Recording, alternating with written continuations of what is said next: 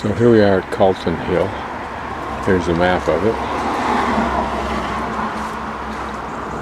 City Observatory here, this is the highest point.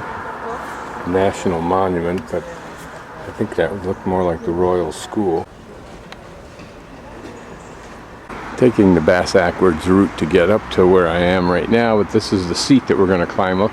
It's supposed to be a volcanic plug, but maybe it is. So I asked the gentleman directions thinking this might be what I was trying to climb up, and he said just cross the street and go across and there'll be an entrance and go to the left and then it'll wind up. He said you can't get lost. Obviously he has no confidence in my skills to come down there, and a lady there has told me I go to the top of the hill on the pathway, but I assume I could have gone the way she did. And then up there's several routes off to the left, so off to the left there, I assume takes us up to the top. So I've just climbed up from down there somewhere. This will give you an idea of what this is like. It's very much the same as the crags that we crossed on the Hadrian Wall hike. Now I'm just going to pan around through Edinburgh. Don't know what those parks are.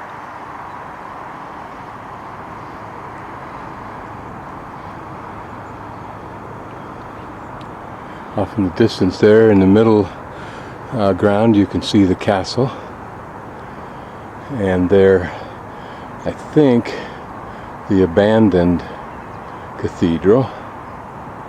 And to the left of the castle, just to back up a bit, well, let me finish my pan.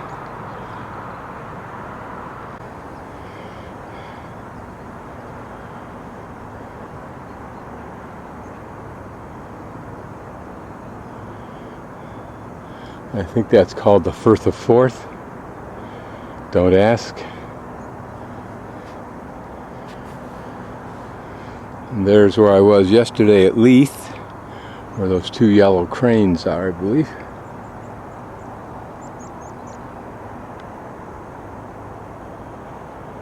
And to finish, I'll probably walk back that way.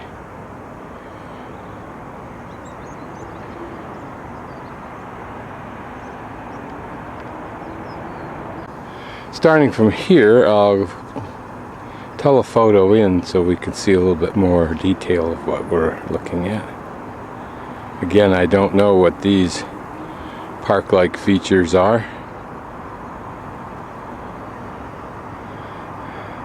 That one over there seems to be accompanied by one or more churches.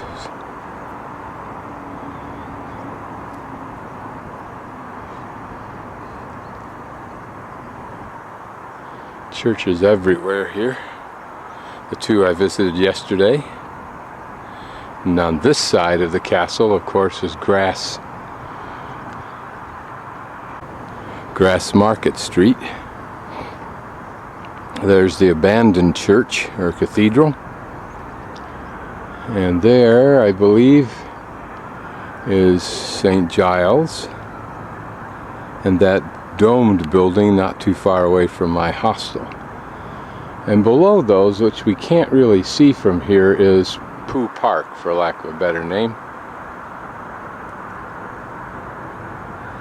And this, I think, is the cathedral that's right near, yeah, the rail. No, this is not the cathedral, this is the Scott Monument. Because there's our railroad station. Gives you an idea of the short way down. Now somewhere over here, perhaps below the crest of this hill, is Holyrood House Palace and grounds. And also, somewhere over in here, is the new legislature. And it was somewhere down in that cluster of buildings that I made my first shot of this crag that we're on. I don't know what that new building is, nor that old building there, but neither one, I think, is the new legislature.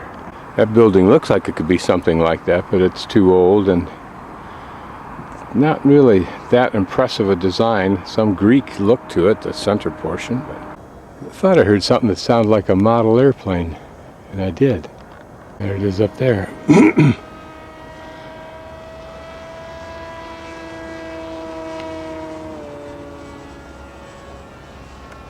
Don't know where it's piloted from, but it's possible it's those people up there.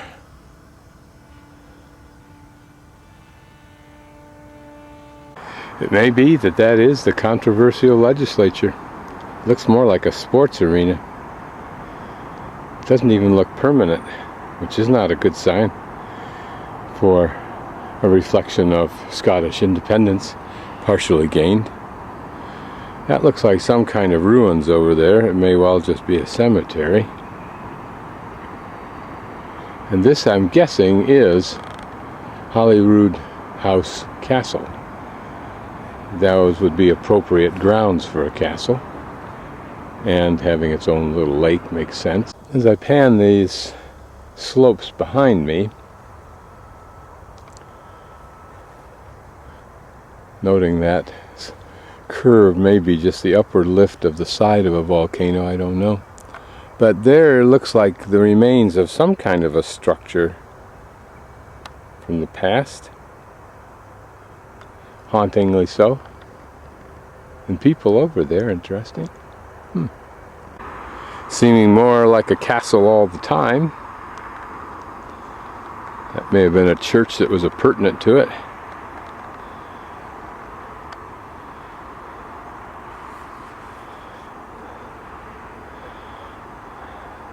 I would like to see what that little building there is. I'd seen one similar to it. I don't think it was that one.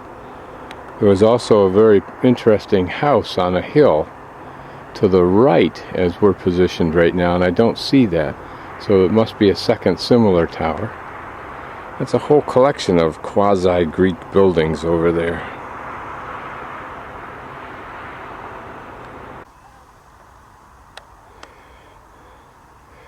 If you have an apartment in a complex that seems so sterile to me, but it has these views, then that has to be redeeming, particularly on the rare sunny days like today, or days with sun.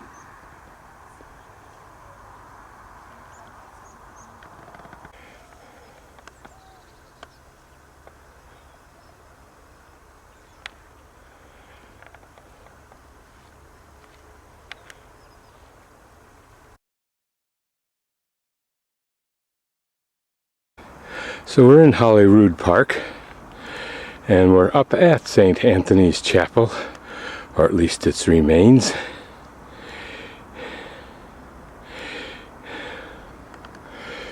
How it might have looked in the day.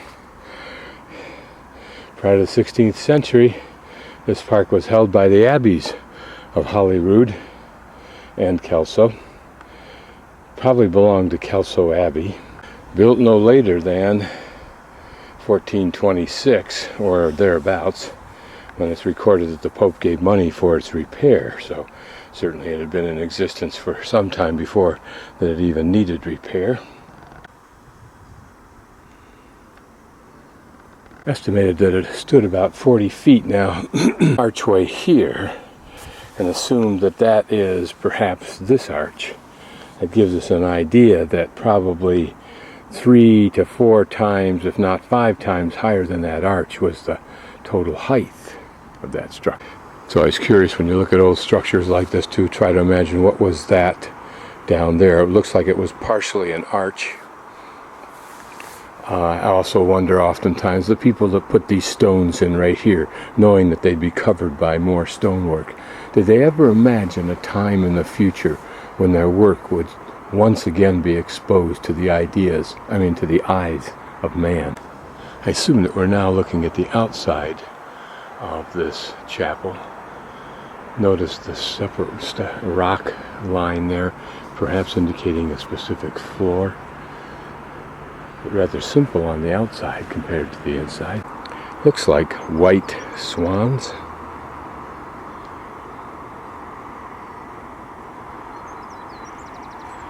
this woman. I suspect a certain amount of penitence was felt just climbing up to this chapel. You can tell that they sense that something or someone has brought more food.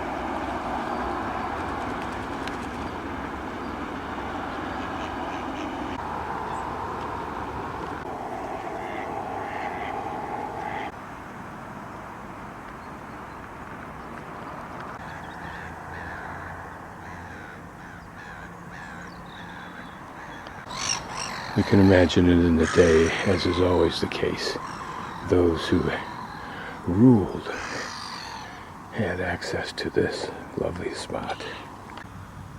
You can imagine that this, to us, a large patch of green would have just been a small portion of the lands owned by the people who occupied that castle. And that all those buildings I panned by would not, of course, existed.